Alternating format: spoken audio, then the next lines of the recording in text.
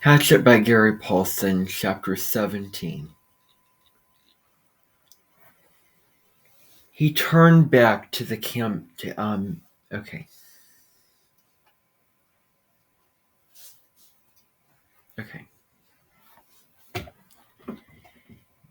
He turned back to his campsite and looked to the wreckage. He had a lot to do. Rebuild his shelter, get a new fire going, find some food or get ready to find some food, make weapons, and he had to work slowly because his ribs hurt. First things first. He tried to find some dry grass and twigs, then peeled bark from a nearby birch to shred into a fire nest.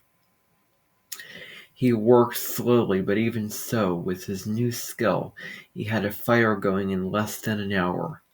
The flames cut the cool, damp morning, crackled and did much to bring his spirits up, not to mention chasing away the incessant mosquitoes. With the fire going, he searched for dry wood. The rain had driven water into virtually all the wood he could find, and at last located some in a thick evergreen where the top branches had covered the lower dead ones, keeping them dry. He had great difficulty breaking them, not being able to pull much with his arm or chest muscles, but finally got enough to keep the fire going all day and into the night. With that he rested a bit, eased his chest, and then set about getting a shelter squared away. Much of the wood from his original wall was still nearby and up and back of the ridge. He actually found a major section of the weave still intact. The wind had torn it out, lifted it, and threw it to the top of the ridge, and Brian felt lucky once more that he had not been killed or more seriously injured, which would have been the same, he thought. If he couldn't hurt, he would die, and if he were injured badly, he would not be able to hunt. He jerked and dragged wood around until the wall was once more in place, crudely. But he could improve it later. He had no trouble finding enough pine boughs to make a new bed. The storm had torn the forest to pieces. Up and back of the ridge it looked like a giant had become angry and used some kind of a massive meat grinder on the trees. Huge pines were twisted and snapped off, blown sideways.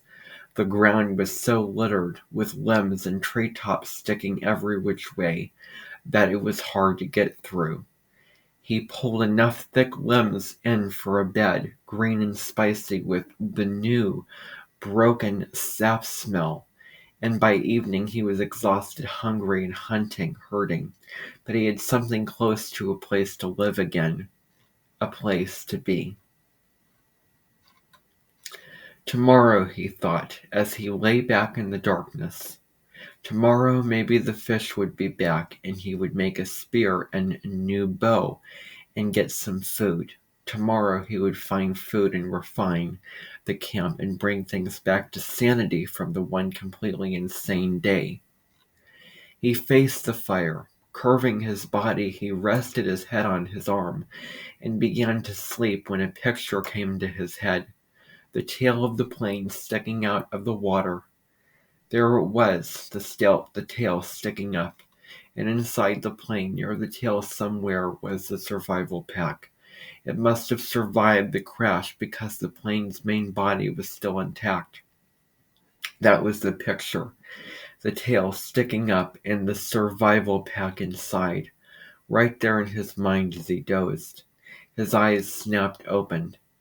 If I could get at the pack, he thought. Oh, if I could get at the pack. It probably had food and knives and matches.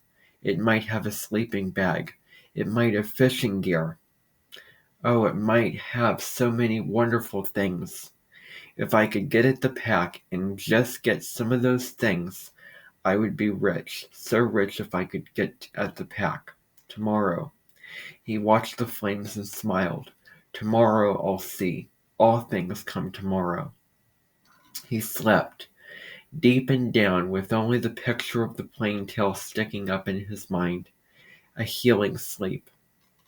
In the morning he rolled out before true light. In the gray dawn he built up the fire and found more wood for the day, feeling almost chipper because his ribs were much better now.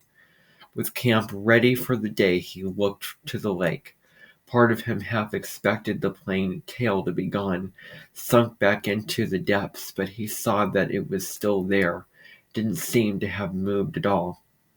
He looked down at his feet and saw that there were some fish in the fish pen looking for the tiny bits of bait still left from before the wind came. He fought impatience to get on the plane project and remembered what he had learned. First food, because food made strength. First food, then thought, then action.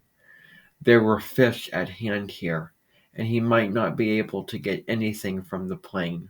That was all a dream.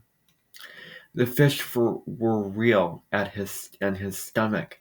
Even his new shrunken stomach was sending signals that it was savagely empty. He made a fish spear with 2 points, not peeling the bark all the way back, but just working on the pointed end. It took him an hour or so, and all the time he worked he sat looking at the tail of the plane sticking up in the air, his hands working on the spear, his mind working on the problem of the plane. When the spear was done, although still crude, he jammed a wedge between the points to spread them apart and went to the fish pond. There were not clouds of fish, but at least 10, and he picked one of the larger ones, a round fish almost 6 inches long, and put the spear point in the water, held it, then thrust with the flicking motion of his wrist when the fish was just above the point. The fish was pinned neatly, and he took 2 more with the same ease, then carried all 3 back up to the fire. He had a fish board now, a piece of wood flattened with the hatchet that leaned back up by the fire for cooking fish so he didn't have to hold a stick all the time. He put the 3 fish on the board, pushed sharpened pegs through their tails into cracks on the cooking board, and propped it next to the reddest parts of the coals. In moments the fish were hissing and cooking with the heat, and as soon as they were done, or when he could stand the smell no longer, he picked the steaming meat from under the loosened skin and ate it. The fish did not fill him, did not even come close. Fish meat was too light for that, but they gave him strength. He could feel it moving into his arms and legs, and he began to work on the plane project. While making the spear, he had decided that what he would have to do was make a raft and push paddle the raft to the plane and tie it there for a working base. Somehow he would have to get into the tail, inside the plane, rip or cut his way in, and however he did it, he would need an operating base of some kind, a raft, which he found ruefully was much easier said than done. There were plenty of logs around. The shore was littered with driftwood, new and old, tossed up and scattered by the tornado, and it was a simple matter of fact 4 of them about the same length and pulled them together. Keeping them together was the problem. Without rope or cross pieces and nails, the logs just rolled and separated. He tried wedging them together, crossing them over each other. Nothing seemed to work, and he needed a stable platform to get the job done. It was becoming frustrating, and he had a momentary loss of temper as he would have done in the past when he was the other person. At that point he sat back on the beach and studied the problem again, since he had to use his sense. That's all it took to solve problems, just sense. It came then. The logs he had selected were smooth and round and had no limbs. What he needed were logs with limbs sticking out. Then he could cross the limbs of one log over the limbs of another and weave them together as he had done his wall, the food shelf cover, and the fish gate. He scanned the area above the beach and found 4 dry treetops that had been broken off by the storm. These had limbs that he dragged them down to his work area at the water's edge and fitted them together. It took most of the day.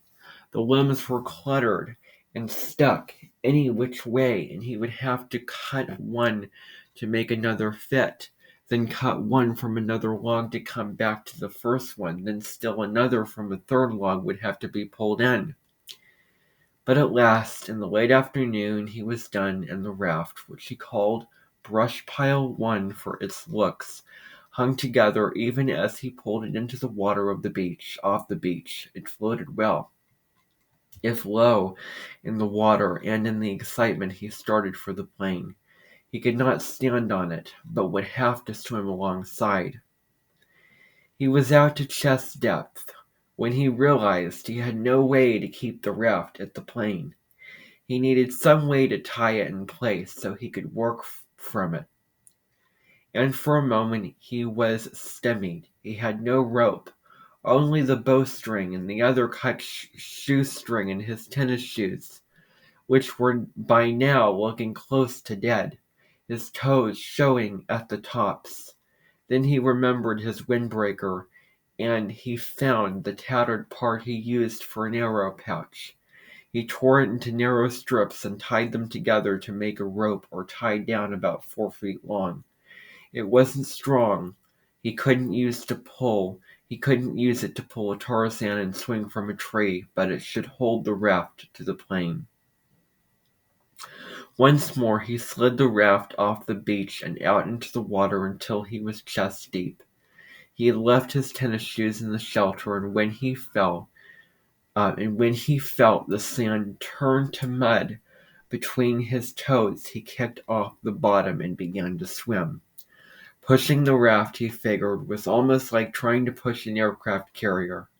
All the branches that stuck down into the water dragged and pulled, and the logs themselves fought any forward motion, and he hadn't gone 20 feet when he realized that it was going to be much harder than he thought to get the raft to the plain.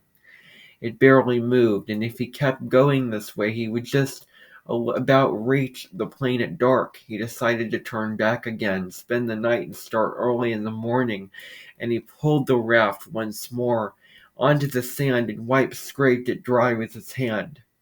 Patience.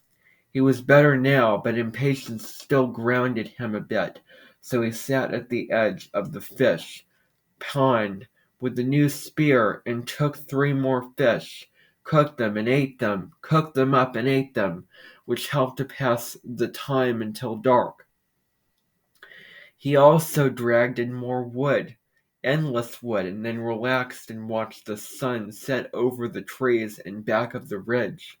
West, he thought. I'm watching the sun set in the west, and that way was north, where his father was, and that way east, and that way south, and somewhere to the south and east his mother would be. The news would be on the television.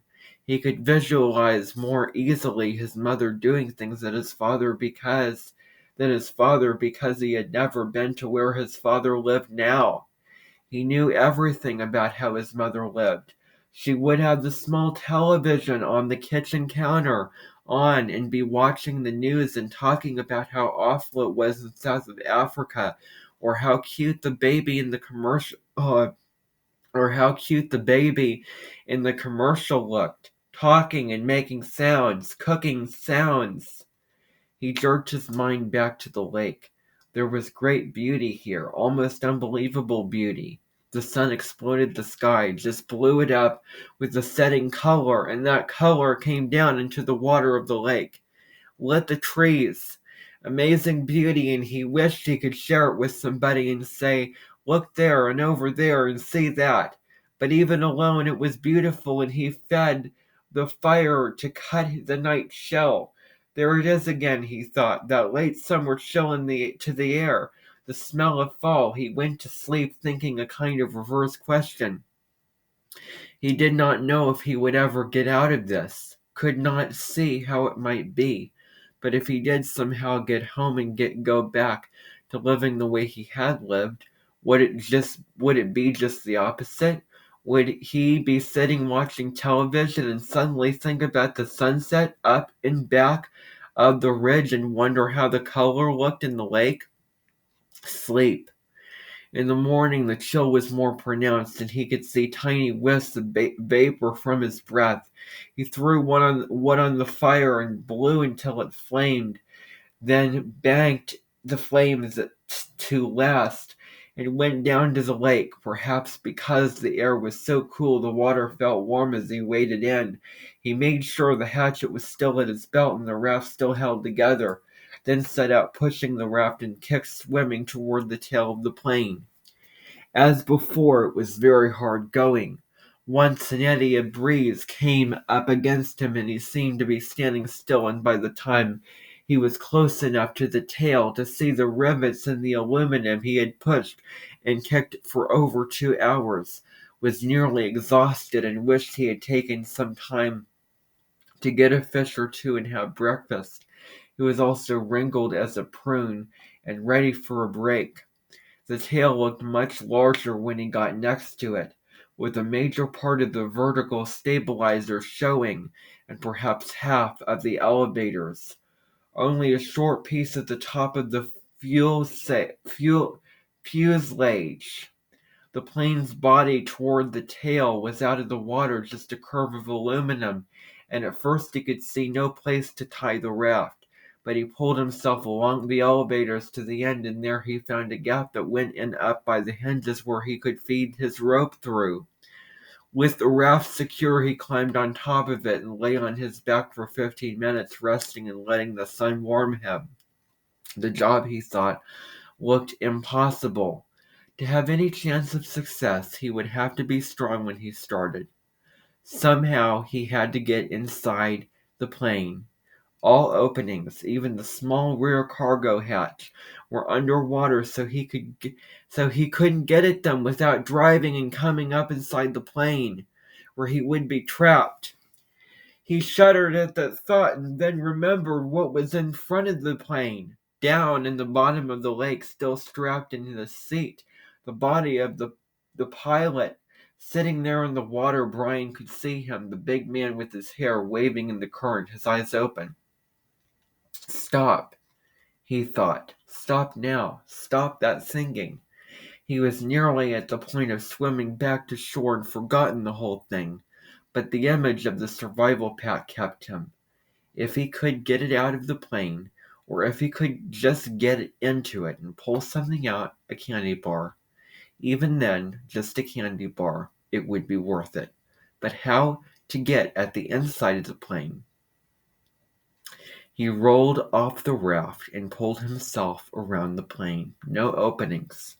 3 times he pulled his face in the water and opened his eyes and looked down. The water was murky, but he could see perhaps 6 feet, and there was no obvious way to get into the plane. He was blocked. That is the end of Chapter 17 of Hatchet by Gary Paulson.